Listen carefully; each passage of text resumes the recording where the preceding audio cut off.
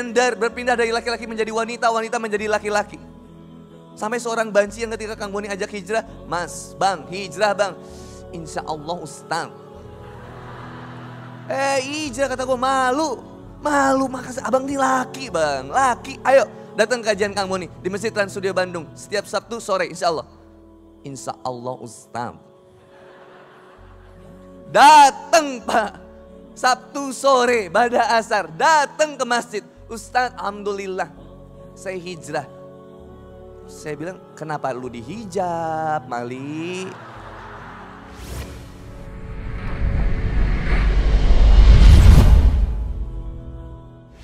Assalamualaikum warahmatullahi wabarakatuh. Alhamdulillahilladzi anzala sakinata fi qulubil mu'minin liyazdadu imana ma'a imanihim. Asyhadu an la ilaha illallah wa rasuluh. Allahumma sholli ala Muhammad wa ala alihi wa sahbihi wa man tabi'ahum bi ihsan ila yaumiddin. Qala Allah ta'ala fi kitabil karim, a'udzubillahi minasyaitonir rajim. Ya ayyuhalladzina amanu taqullaha haqqa tuqatih wa la tamutunna illa wa antum muslimun. Alhamdulillah wa syukurillah. Bersyukur kepada Allah Subhanahu wa taala pada pagi hari ini, mudah-mudahan senantiasa kita dijadikan orang-orang yang dirindukan oleh Allah Subhanahu wa taala, yang senantiasa dinantikan oleh Allah Subhanahu wa taala di jannahnya insyaallah. Setiap langkah kaki kita menuju tempat ini mudah-mudahan Allah jadikan penggugur dosa, dan mudah-mudahan setiap langkah kaki kita senantiasa mengangkat derajat kita di hadapan Allah Subhanahu wa taala.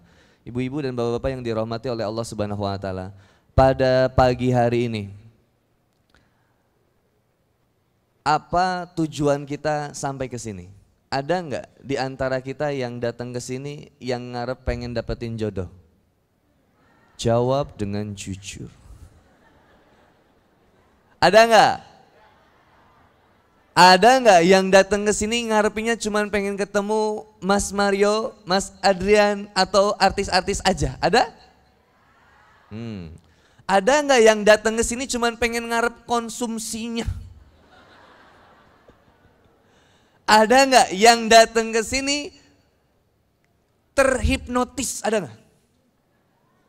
Astagfirullahaladzim, aku di mana? Ada. Setiap orang yang datang ke sini pasti punya dasarnya. Ada motif yang kemudian menggerakkan tubuhnya, menggerakkan langkah kakinya, menggerakkan kendaraannya untuk kemudian sampai di tempat ini. Innamal a'malu binniyat. Segala sesuatu itu tergantung dari niatnya. Kalau motifnya ingin mendapatkan jodoh, maka fokusnya kepada akhwat yang ada di kanan dan di belakang. Kalau gue yang kerudung merah, enggak bro, yang kerudung hijau bro. Jangan yang kerudung hijau bro, itu mantan gue.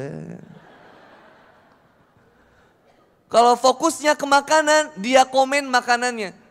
Acaranya bagus tapi makanannya sayang. Kalau yang diarepin ketemu artisnya, pengen foto. Innamal a'malu binniyat, segala sesuatu tergantung dari niatnya. Maka sayang kalau kita nggak meluruskan niat kita untuk mengharapkan ridho dari Allah Subhanahu wa taala. Maka kita sama-sama mengharapkan semua yang kita lakukan hari ini, baiknya, buruknya, segala sesuatu yang kita dapatkan pada hari ini merupakan sesuatu yang terbaik yang Allah Subhanahu wa taala berikan kepada kita. Kalau mau ngukur rasa enak nggak enak, siapa kita? Dalam dunia ini ada yang namanya hukum kontradiktif. Allah mengenalkan rasa sedih untuk kemudian kita bisa menghargai bagaimana rasanya bahagia. Allah mengenalkan kemudian kenyamanan untuk kemudian kita diuji sama Allah Subhanahu wa taala merasa tidak nyaman, resah, gelisah, gundah, gulana, sedih yang tidak berkunjungan karena jauh dari Allah Subhanahu wa taala. Doyikon harajan kana ma yasadu fis sama, dadanya sesak lagi sempit seperti mendaki ke langit. Allah memperkenalkan kepada kita hangatnya persahabatan, tapi Allah perkenalkan pula perpecahan dalam persahabatan. Allah perkenalkan kepada kita indahnya dicintai, tapi Allah juga memperkenalkan kepada kita sakitnya dikhianati. Aku gak bisa diginiin. Kamu kok berubah? Kamu katanya mau hijrah. Terus aku gimana? Pokoknya kita harus putus. Tapi aku sayang kamu.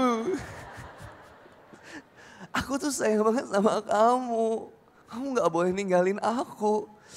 Gak bisa. Aku harus hijrah, Dewi. Rudi, tolong jangan tinggalin aku, Rudi.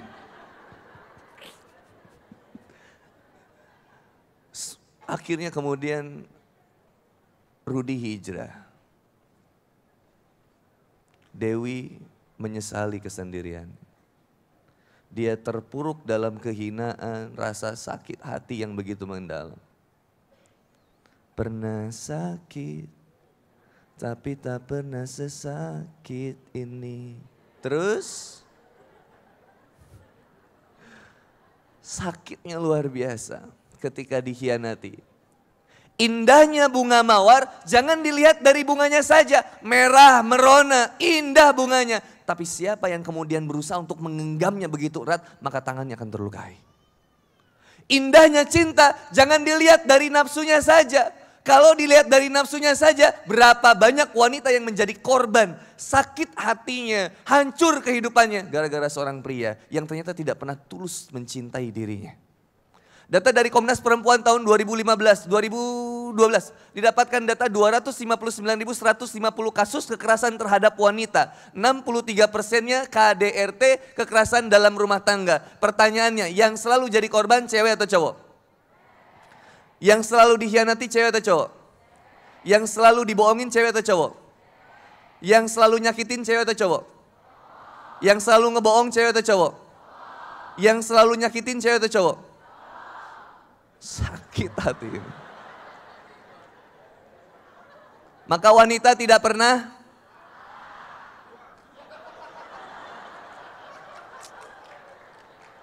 wanita selalu. Kalau pria benar, wanita lebih. Kalau wanita salah, pria lebih. Maka konsepnya wanita tidak pernah. Wanita selalu. Ini yang menyebabkan neraka banyak sekali. Egois. Wanita lupa yang menjadi penyebab laki-laki melakukan tindakan kekerasan itu salah wanita juga. Jawab dengan jujur. Ketika suami istri makan bareng, kemudian suaminya bilang, sayang, malam ini kita mau makan di mana? Terus wanita akan jawab apa? Lalu akhirnya suaminya bilang, oh ya udah, kita gimana kalau kita makan steak aja sayang? Lalu kemudian wanitanya bilang apa? Nggak mau. Lalu suaminya bilang, ya udah, kalau gitu kita makan yang lain aja. Tapi kamu sebenarnya mau makan di mana? Maka wanita akan bilang. Terus suaminya bilang, ya udah, kamu sebenarnya mau makan apa? Lalu wanita bakal bilang, pengen ngebacok nggak kira-kira?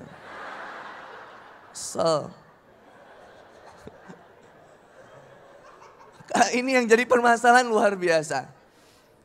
Tapi hebatnya yang ini luar biasa deh ini Pak. Ini kalau udah nikah, bayangin setelah akad nikah itu kalau di Sunda, di saya itu ada suka momen pahuap-huap. Pahuap-huap itu ya. Saling nyuapin. Jadi nanti itu si istrinya dikaleng apa sih? Tahu nggak yang momen itu? Nanti ada makanan terus disuapin ke istrinya ya. Istrinya juga nyuapin suaminya jadi susah gitu. Yang minum juga gitu kan? Kebayang nggak? Kebayang? Suami nyuapin istri, istri nyuapin suami tapi tangannya begitu. Kenapa hal yang mudah dibuat susah? Kenapa? Ini hal yang mudah, kenapa dibuat susah? Filosofinya sederhana. Karena di saat awal-awal pernikahan diajarkan sesuatu yang mudah dibuat susah. Supaya nanti perjalanan pernikahan sesuatu yang susah bakal dibuat mudah. Tapi nyatanya enggak gitu Bunda. Yang susah makin susah, yang mudah makin susah juga. Maka tidak ada hal yang indah dalam rumah tangga akhirnya. Hancur kemudian, kecewa. Kenapa? Karena melihat bunga mawar hanya dari indah, merah, merona bunganya. Tapi tidak diperlihatkan batang yang penuh dengan durinya.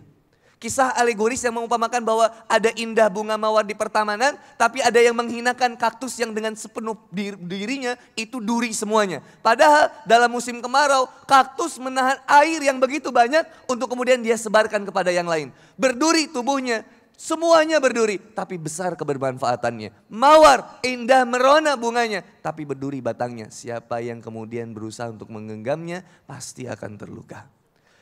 Berapa banyak wanita yang dihinakan, dikhianati, dibohongin. Dan dia menikmati itu semua. Karena apa? Dia terjebak dengan dunia pacarannya. Jujur, laki-laki ketika pacaran gak pernah serius untuk kemudian mengatakan cinta kepada seorang wanita. Yang dia kejar, birahi. Yang dia kejar, nafsunya aja. Maka data dari Komnas Perempuan mengatakan 2,3 sampai 2,4 juta wanita setiap tahunnya aborsi. 2,3 juta ini angka yang bukan kecil, ini besar banget. Dan terus meningkat, belum kemudian pelaku LGBT, lesbian, gay, bisex, transgender, lesbian penyuka sama jenis dari kalangan wanita, gay penyuka sama jenis dari kalangan laki-laki, bisex ke laki-laki oke, ke wanita oke, kadang kalau Idul Adha ada domba oke. Bayangin coba. Transgender berpindah dari laki-laki menjadi wanita, wanita menjadi laki-laki. Sampai seorang banci yang ketika Kang Boni ajak hijrah, Mas, Bang, hijrah Bang. Insya Allah Ustaz. Hijrah kata gue, malu. Malu, makasih abang ini laki Bang, laki. Ayo datang kajian Kang Boni di Masjid Trans Studio Bandung. Setiap Sabtu sore insya Allah. Insya Allah Ustaz. Datang Pak. Sabtu sore, pada asar, datang ke masjid. Ustaz, alhamdulillah, saya hijrah. Saya bilang, kenapa lu dihijab, Mali? Dasar. Hijrah itu berproses, berprogres. Kalau banyak yang protes, jangan dibawa stres. Jalani aja sampai beres, biar sukses. Boleh tepuk tangan. Hijrah itu berproses, berprogres, step by step, sedikit demi sedikit. Jangan kalau naik motor, orang naik motor yang pertama kali diajarin ini gas, ini rem. Do this, don't do this. Lakukan ini, jangan lakukan ini. Dalam motor, gak ada orang belajar pertama kali naik motor. Aku pengen belajar naik motor. Oke, gini cara ngeganti oli yang benar itu. Gak ada. Yang diajarin pertama, ini gas, ini rem. Ini gas, ini rem. Dan diajarinnya, gasnya pelan-pelan, jangan kekerasan. Dikenalkan, ini remnya, sengit, hati-hati. Dalam proses hijrah sama, kita pengen hijrah kepada Allah Subhanahu wa taala. Syaratnya dua, ada yang ditinggalkan dan ada yang dituju. Apa yang ditinggalkannya? Kemaksiatan. Apa yang ditujunya? Allah Subhanahu wa taala, ketaatan. Maka dalam proses hijrah, maka kita akan berprogres untuk kemudian meningkatkan kualitas hijrah kita. Bukan senantiasa berlaku baik, tapi bagaimana berlaku benar. Karena sesuatu yang baik belum tentu benar. Sesuatu yang benar sudah pasti baik. Orang kalau ngerasa benar, jadi salah. Orang yang merasa salah, jadi benar. Orang yang merasa suci, jadi berdosa. Orang yang merasa berdosa, jadi suci. Orang yang merasa bodoh, jadi pintar. Orang yang merasa pintar, jadi bodoh. Orang pintar. Maaf jadi iklan. Minum kalau orang pintar itu minum itu, tapi yang lebih cerdas lagi itu minum apa Ustaz namanya itu Ustaz? Ala Nabi. Nanti bisa benda beli di depan. Yang covernya ada Dewi Sandra. Nanti yang versi laki-lakinya saya insya Allah.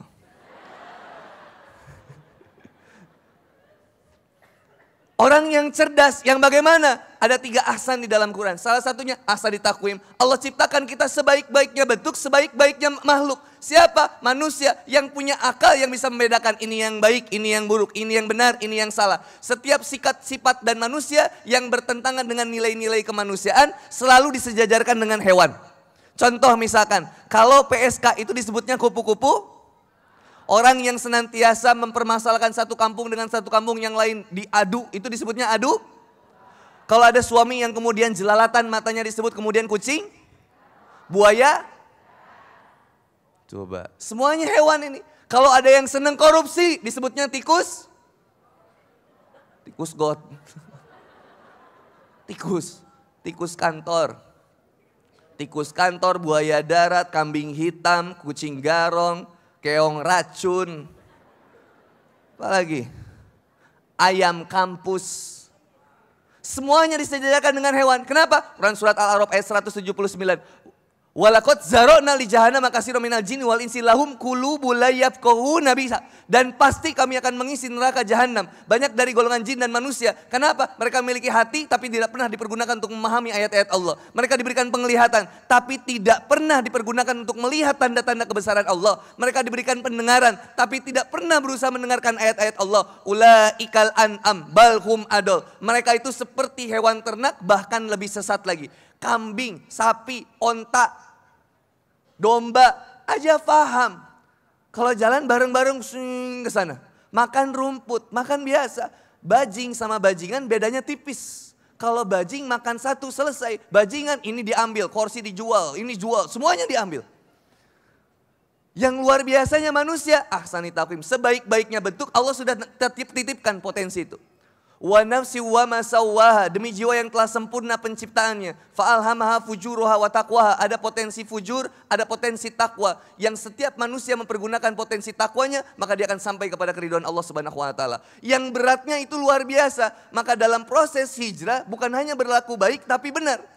Bukan hanya kemudian kita bersatu saja, tapi kita juga harus mengenal perbedaan di antara kita. Berbeda itu fitrah, kata Ustadz Omar Mita. Berbeda itu fitrah, bersatu itu perintah. Tapi kenapa dalam proses hijrah sekarang mulai kita cari kesalahan orang lain. Kita hina perubahan orang lain. Bahkan kemudian kita katakan, antum hijrahnya begini, antum hijrahnya begini, antum hijrahnya begitu, antum hijrahnya begitu. Kok banyak ngomenin orang? Lah yang saya pahami, kalau orang naik motor itu fokus kepada spion sendiri. Ngapain naik motor fokus lihat spion orang lain? Stres. Kenal Mas Mario enggak? Oh, Mas Mario itu yang dulunya begini ya. Kok dibahas dulunya? Fokus ke kita harus lihat spion.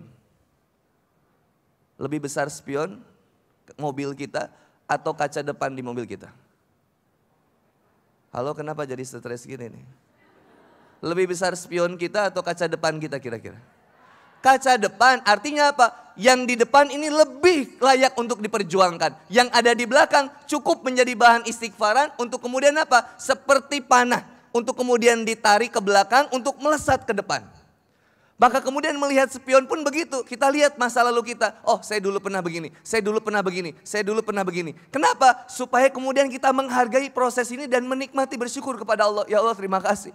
Dari sekian banyak kemaksiatan yang saya lakukan, Kau tetap memberikan kemudian kesempatan untuk saya memperbaiki tobat saya. Memperindah amal-amal saya. Terima kasih ya Allah. Kau bisa diberikan kenikmatan kepadaku ya Allah. Karunia Islam. Kau berikan kepadaku ya Allah nikmat iman. Nikmat Islam. Yang kemudian ini yang paling saya layak untuk perjuangkan. Dan saya pertahankan. Brother and sister fillah, gak ada yang lebih baik daripada nikmat iman dan nikmat Islam.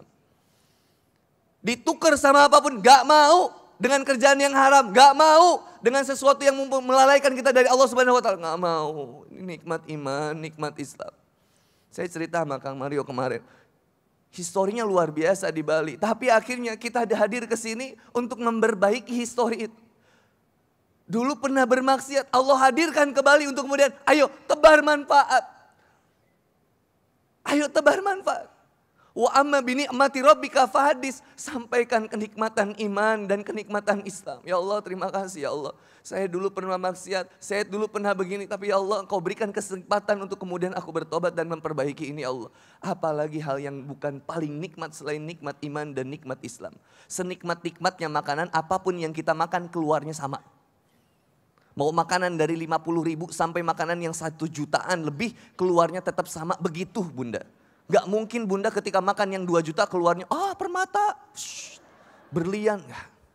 Sama. Dunia cuman sementara. Maka kemudian bagaimana kita memperbaiki ini semua? Ayo sama-sama kita berusaha untuk menjadi lebih baik dari Allah, lebih baik kepada Allah Subhanahu wa taala. Kenapa kemudian kita mengeluh? Wa may yuhajir fi sabilillahi yajid fil ardi muragaman katsira wasa. Siapa yang berhijrah di jalan Allah Subhanahu wa taala dan Rasulnya, kemudian Allah akan menjadikan tempat hijrah yang luas di bumi ini dan rizki yang banyak. Wa may yakhruj min baitihi muhajiran ilallahi wa rasulihi summa yudrikul maut faqad waqa ajrahu Allah. Barang siapa yang keluar dari rumahnya, ninggalin kenyamanannya, duduk itu nyaman enggak? Nyaman banget. Ketika disuruh berdiri, 1, 2, 3, 4, 5. At least saya butuh waktu 5 detik untuk menunggu kemudian berdiri. Apalagi kalau nunggu semuanya perlu waktu 10 detik. Kenapa lama kita untuk berdiri? Ketika meninggalkan kenyamanan beratnya luar biasa. Udah nyaman di zona amannya. Udah nyaman di pekerjaan yang menghasilkan kemudian harta yang banyak. Udah nyaman dengan maksiatnya. Udah nyaman kemudian jauh dari Allah Subhanahu wa taala. Pertanyaan yang paling sederhana, nikmat apa yang paling besar? Nikmat iman dan nikmat Islam. Pertanyaannya, kenapa hidup kita nggak nikmat? Karena iman, Islam jauh dari diri kita. Allah Subhanahu wa taala nggak kerasa di diri kita. Minuman apa yang paling nikmat? Makanan apa yang paling nikmat? Minuman yang paling nikmat, makanan yang paling nikmat, minuman dan makanan yang ada. Yang nggak ada nggak nikmat. Kenapa hidup kita nggak nikmat? Allahnya nggak ada, brother.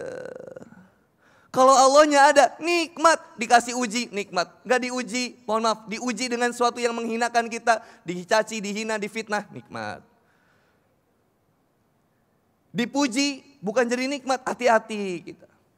Bersyukur untuk sesuatu yang ada dan bersabar untuk sesuatu yang belum ada.